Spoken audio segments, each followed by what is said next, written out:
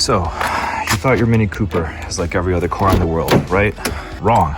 To open the hood, they even draw it here. So I was definitely not a dunce for struggling with it for half an hour.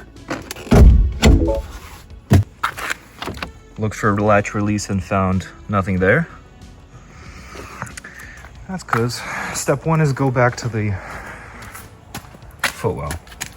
Step two is read the 2X. We're gonna give it a second firm tug with a softer pull, and that is actually how you get a Mini Cooper hood open.